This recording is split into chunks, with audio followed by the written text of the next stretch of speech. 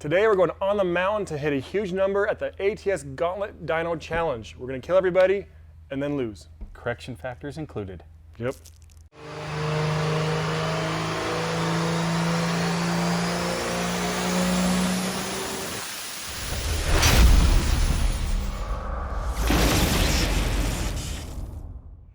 Okay, so in the last video we talked about getting UCC, the Godfather truck together to go compete at the Gauntlet Dyno Challenge. The guys are new here. This is our triple turbo monster horsepower Cummins. So we're getting it ready to go smack a big number.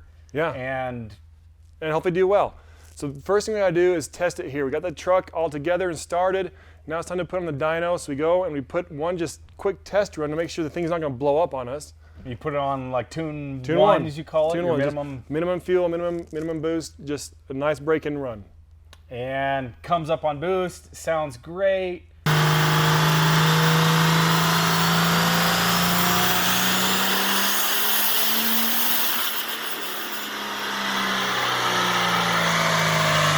Hits 1600 horsepower. Dyno starts going berserk. Yeah. I don't know if it was a wheel spin or if our eddy brakes didn't like it or we're thinking maybe there's some belt slip. All I know is it's nice smooth pull and then it looks like a seismograph. Yeah. And as the truck's winding down, what noise are we hearing? We hear some nasty rattling. Like, what is that? That's not a good sound. Just clunk, clunk, clunk, clunk all the way down till the truck shuts off. Yeah. So we go check a couple converter bolts and there's a couple that have backed out so far. They're like hitting the housing. They're like finger tight. Now guys, these were red Loctited in. When you have like a hot rod max power diesel, like you don't play with blue Loctite. No, you go for the big stuff. That's like the rookie stuff. You're going with the real red Loctite. We're even letting this stuff set up 24 hours. Let it set before we start it so it can really be perfect. And we're still just, man, it's just hard to keep converting this. So we pull the trans, pull the converter out. This is now the night before. Like we're wanting to leave, like typical, we'd like to have a day or two of nice rest and just figuring out the small issues, but no, we're swapping trans, hoping to leave the next day in the afternoon. So the guys work a little overtime, they stay late, they pull the trans out, and a couple of the threads are kind of boogered up. Well, you've had bolts in and out with Loctite several times. Yeah. And so we're like, dang it, we need a new converter. So we got rid of the converter. Well, the flex plate was all wallered out. It destroyed that flex plate in one run. So we put a 12-bolt flex plate in there. And our DPC quad disc converters are 6-bolt. Back when Phil made all these for us, and if he ever refreshes them, he doesn't just throw the cover away and put a new one on. Yep. They're all 6-bolt converters.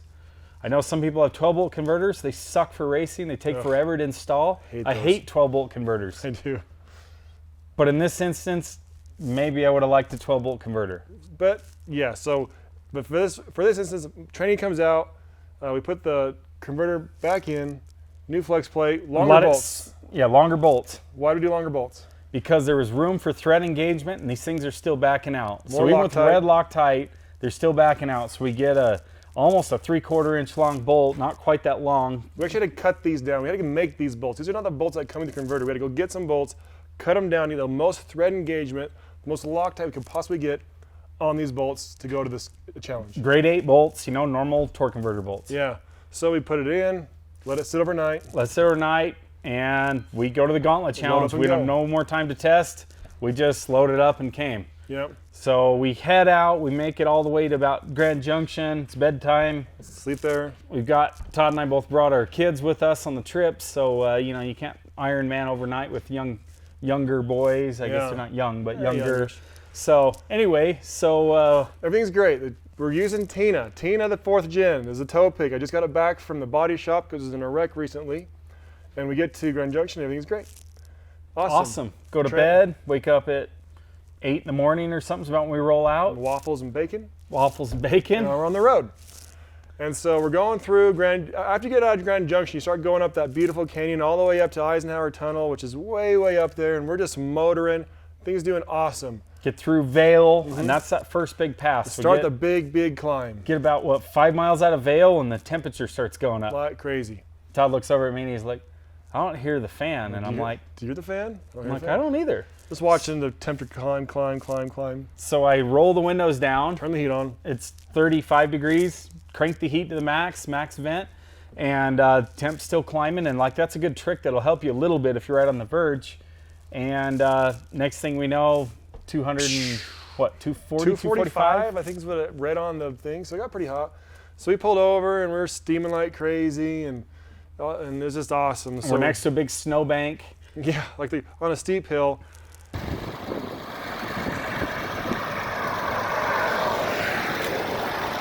I guess we're all about that big single life.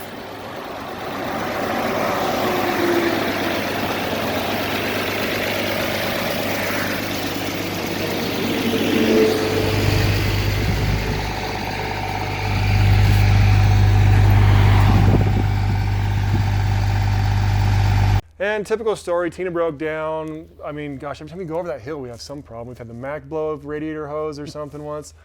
Anyway, it's a nasty hill. That's all there is to it. So we popped the hood, and what do you find on the valve cover? I couldn't even see it because I can barely see over that truck. It's so tall. So look at there. There's a nice wiring harness on the valve cover. I'm like, what the heck is this doing? There's a wiring harness right there. I mean, it just came out from the body shop, guys. Like, there shouldn't be wiring harnesses laying there. There's a wiring harness on there. So I'm like, oh, crap. It happened to be the fan clutch wiring harness. So we believe maybe the body shop didn't get the harness tucked in enough, and when that fan was, you know, engaged, it grabbed the harness, ripped it out, threw it up onto the valve cover. And during all of that, it whipped. I think that you could see in the radiator, it whipped it around a few times, poked a hole in the radiator, so we're dripping fluid out on the side of the road. So we're stuck. We're like, oh, geez, what the heck are we gonna do? Hour and 30 minutes. There's barely any. I mean, I'm walking down the snowbank trying to get service. That was beautiful. And Josh and Meyer are way ahead of us, 30 at the event. Yeah, hour and a half ahead. And we're trying to figure out what to do. And they decide, hey, they're just going to come back with an empty trailer and a bare truck so that they can get us to the event. And so they do. And so meanwhile, we're sitting there. And the great thing about the diesel community is guys are freaking cool. So we're just sitting there, and all of a sudden a Dodge truck pulls up right beside us, says, hey man, aren't you guys at the event? What are you doing here? I think his name was Mark from 23 Diesel. They're in Grand Junction. Anyway, huge shout out to Mark. He really helped us. Yeah, he pulled our trailer up. He gave us some coolant to get Tina up the road, and then he hooked on the trailer, took us to the next rest stop about 5 miles up the road. Ended up saving us about maybe 40 minutes of drive time of him passing us and coming back. Because our guys coming to rescue us would have had to go clear to Vale to come back, so there's no overpasses. So anyways, got us there right to the top of that first pass, and right about we got there is right when Meyer and Josh showed up. We loaded up the trucks really quick, shook hands with the 23 Diesel Mark and his dad Mark Sr., and said thanks guys, and we hit the road and bombed right all the way down right to ATS. All the way to the event. So we get there, and it's a very, very big event. I mean, there's a lot of people.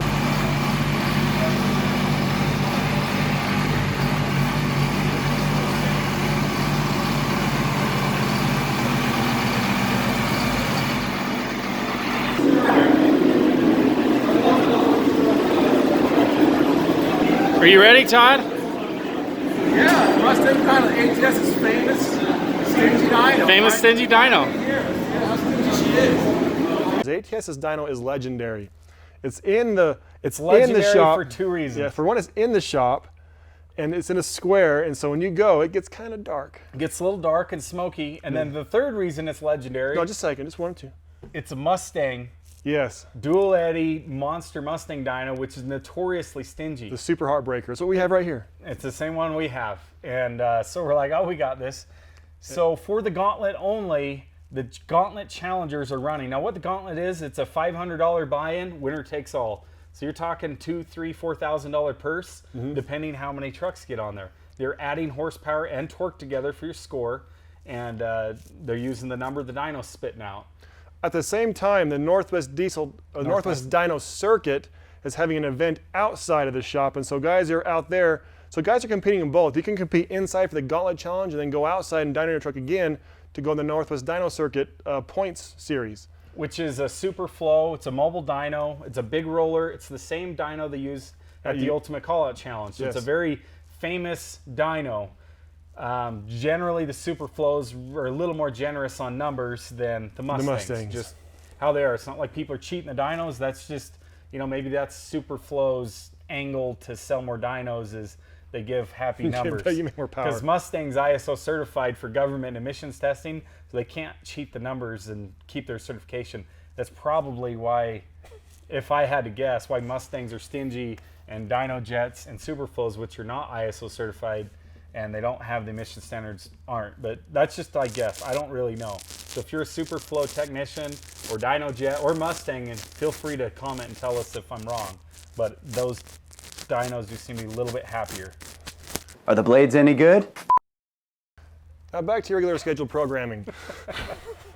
I'm long-winded, sorry. So there's two dynos going, the Superflow and the Mustang. So the Mustang is the Gauntlet Challenge one, and that is like I said, the legendary, it's Diesel Power Challenge is held there. That's the dyno for Diesel Power Challenge, it's been there for years. And so the first time I walk in there, all the walls are black. You see they have like a viewing area, and the area is huge, and the people are just standing around watching the truck's dyno. I'm like, oh, that's scary. Way close. Way close. But I was like, hey, it's a very fun event. The people there are super cool. ATS, the owner there, and the people who work there were super gracious. I mean, they were super. Crew, Class Act is very, very well organized. It was a good event. Yeah, it really was. And so it was a very fun event. And so the top number, cutting to the chase, there was a common rail right before us, or a couple before us. He hit 1,600 and change on the horsepower and 2,800 foot-pounds. Yeah. We knew Todd's truck isn't going to make a big torque number with the big triples, especially because we're fuel only. We're going to run nitrous. We run a much higher RPM window. To make big torque, you got to run it at a low RPM. And I'm just not willing to do that with these triples. We really want to make a horsepower monster. That's our real goal. They live longer, and the average power is really wide on that. But they don't measure average power. It's peak power. So we decided, hey, we need about 2,000 horsepower, we figured. So we know from our dyno, Tune 3 and our little tune-up that controls the wastegates a certain way and a certain fuel setting with AFC Live, about 850, 900 cc's usually makes a little bit over 2,000 horsepower. Yeah, that should have us covered there on our dyno. We should be covered. So we put it on Tune 3. Now again, this is the second pull, because with that one pull, the converter bolts back down. So I'm like, I don't want to go for a home run yet. Let's do Tune 3. It should be enough. And let's look at the data logs and see what it does. So and then we'll go outside and try to hit a big number on the Northwest Dyno circuit later. Yes, that was our plan. But so anyways, you go first run, truck comes up, it just doesn't seem to really like light hard. It's Never like did. It was smokier than, oh my I mean, gosh. It was filthy.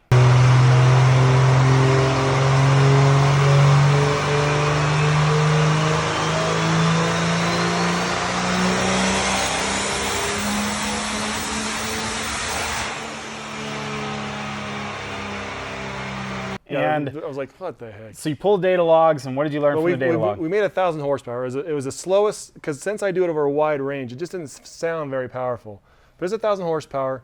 Pull the data log, see what's going on. We made a whopping 35 pounds of boost that pulse, so 35 PSI, 1,000 horsepower, and that's really not what we're looking for. So what happened is the boost controller timed out, wasn't controlling the wastegate, so we had two 50-millimeter gates going right to atmosphere with only spring pressure. And so the gates went, limited the turbos, and the fuel was not turned up all the way either. And so 35 PSI, lots of smoke, 1,000 horsepower, very disappointing run. What's going on? Then I'm looking at the data logs. Yeah, we're looking at fittings, looking at stuff. What's going on? Then I realized, oh, we just timed out the stupid thing. I pushed it too early. It timed out. So I'm like, all right, let's go again. Let's go again. In this competition, you have 3 pulls or 30 minutes. You got to have 3 pulls or 30 minutes to get your stuff done. So I'm like, all right, let's go, let's go. So I put it again, same tune, number 3. This time I hit my boost controller so it's going to work properly, and away we go, start rolling. So, and all of a sudden, the building starts shaking, the lights are tingling, it feels like I'm in a horror movie. Oh, it's crazy. It gets dark, and the lights are quivering, and the whole building. And it's so loud, you're like trying to film. And it's ear-piercingly loud, like any of the footage I have is like, it's like, it's deafening. It is so loud.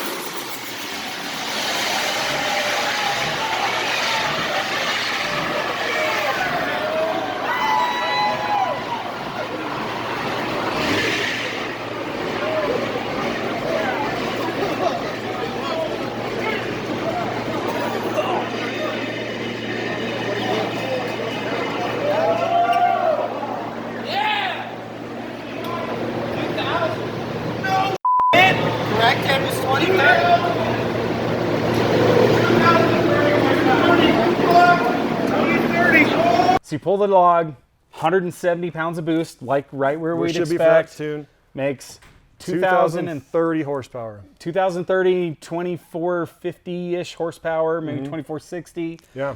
Enough to just barely win. Yes. And But at first we thought they said it wasn't enough because my torque was wrong. But what happened is during that pull, mid-pull, it lost all power. Why? torque converter bolts Torque sheared converter off. bolts All sheared off. 6. So they didn't back out this time. The Loctite worked. The Loctite worked. They just sheared off. I mean, we look under the truck and there's 4 heads of them right there laying under the truck. And they're a clean shear, right at the torque converter, not hit, not backed out. So as longer bolts held, they did not back out. which is good. But they sheared. Sheared right off. So we got a lot of hate from the guys about, why aren't you running a 12-volt converter? You should run a 12-volt. Well, our quad discs are not 12-volt converters, and I hate 12-volt converters. That's why I don't have a 12-volt converter.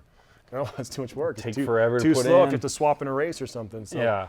So anyway, the bolt sheared off at 4,400 RPM. The power was still climbing when it sheared. It was not nose over and on the way back down. It was still on its way up at 2,030, and it sheared off. At that point in the data log, I can see it went from 4,400 RPM right up to 7,100 RPM is the quick jump. And it survived. The engine survived. Now, 8,200 RPM, it blows up. We've been there. Didn't want to do that again. But at 7,100 RPM is okay. Now this engine has the Waggler rods, so it does have the bigger rod bolts. Yep. And it's got the little bit longer pins on the pistons from Trend. Yeah. And diamond pistons in there. So we felt like 7,000 is still safe enough for it. But what hurts you is that quick acceleration. So it when it wound down, there was noise because the converter wasn't intact because it was just free spinning on there. Yeah. And so we didn't know. And anyway, long story short, they gave us 8 minutes to get off the dyno under power to win because we won, but the truck has to drive off under its own power. 30-minute window. So 8 minutes to figure out how to get this thing off the dynos on their own power. So Meyer, Josh run outside and bring a truck in with some tools and a couple bolts, try to fix it, and we just barely ran out of time. We couldn't get it where it could run off. So we didn't win. So we're sitting there, won but didn't win because they're disqualified because didn't run. No big deal. You did make the biggest number. Didn't get as big of a number as we were hoping for, but we don't know where it finished. But it was still okay. It is the fuel-only record on that dyno in history. So the only people who have ever been higher than that is a real big nitrous truck, only by like 100 horsepower. So we need to go back and capture that dyno's record in fuel-only. That'll be fun. But not today. So anyway, so we get out. At that time, Meyer and Josh are about to dyno, so they can't help us. So they're moving their trucks. And Clint from ATS, being nice, he's like, hey, I don't have a converter that will fit your size of shaft, but if you pull the trans and swap to my 12-volt flex plate, I have a 12-volt converter and a standard shaft. And he kind of bent my arm a little bit, and I kind of made some excuses, and he's just like, I'll have one of my guys help you and use my lift. We're like, all right. That's pretty generous. Can't turn that one down. We're kind of, at this point, we're freaking tired. We move up, like every time we move up late at night, getting the truck ready, late at night driving, up early. We're like, man, we're just kind of done. But, you get there and you hit a number.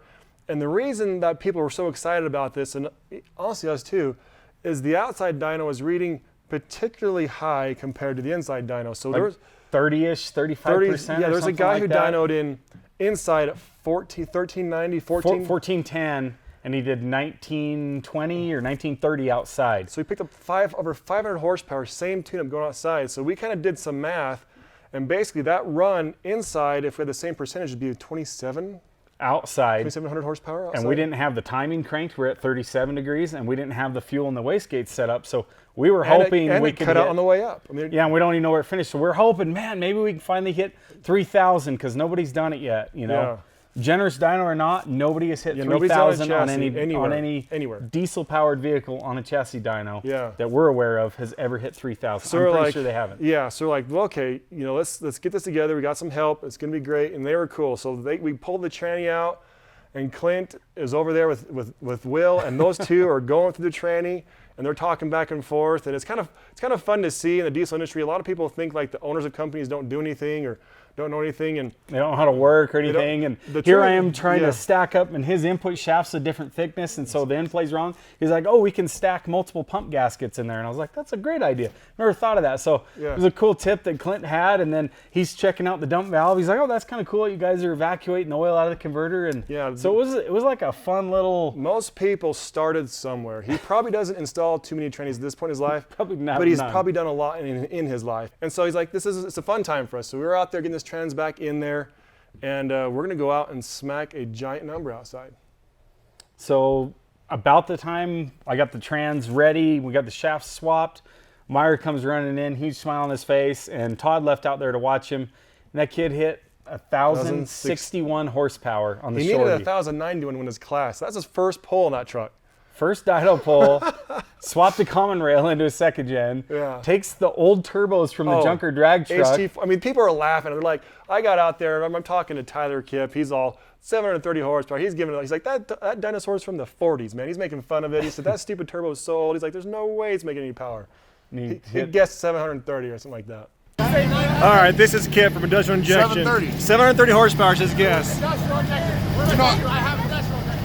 But anyway, so once again, Meyer hit that.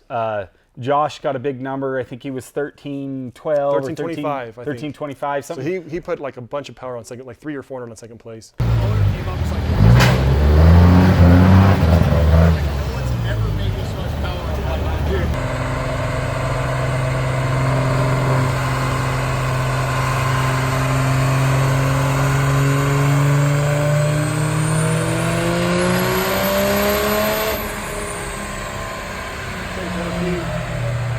So he did good. He only ran fuel only, and so they're good. And so Meyer came in and he helped us get the trans bolted up. And that one kid from ATS, their mechanic, helped a little. Clint helped a little. We got the truck all ready. We cranked up the timing, went outside, got it strapped on the dyno, and Todd's bringing up an RPM just so that they can calibrate the roller speed to the engine RPM. And what are you hearing? It's missing. It's missing, not terribly bad, but bad enough that it's not right. It's got a miss. There's a little fire coming out. A little bit of fire popping out of the and stacks. Todd's like, abort, we're not going to do this. And all the guys were just let down. We did all this work, but there's too much money in turbos and engine parts. They all understood. They know it's racing, it's high performance, and we were racing to get that transmission in. They're like, hey, man, that's racing. It happens. Parts break. So we haven't pulled it apart, but it is hurt. Most likely, I mean, we're just guessing here, but maybe a bent valve, maybe a tulipped valve. Awesome. Had that SMT roller rocker set up, so we don't think it pushed off the valve train and jumped to, bent a push rod, but we don't know. We haven't pulled it apart yet, but it still runs and drives. It's just not right. Something's wrong in there. Yeah, so I anticipate being a relatively easy fix. Rather than if I had tried to do it, who knows what would have happened. We might have melted turbos. You just can't. We've learned our lesson about trying to do it anyway in the past. I kind of blew up at a drag strip one time doing that, and so all in all, good event. We left there. We slept. I think we ate dinner at this nasty Denny's at like midnight, and we ended up sleeping. Before we go there, I do want to say one thing. So here at Power Driven Diesel, the Mechanical Mafia, we have the Wirefire gang. Josh is kind of the king of the Wirefire gang. He loves Wirefire. And we have us, Mechanical Mafia, and Tim's Mechanical Mafia through and through. So there's always the internal battle. And so, Tim tells how I did so much power, and then Josh says a common rail literally won every class at the Gauntlet Challenge, which is true. But the Mechanical Mafia made more power on the stingy dyno than anybody made on the generous dyno. With nitrous. All that nitrous. Any run out there was not as powerful as my run on the stingy dyno. So I feel we had total domination from Mechanical Mafia.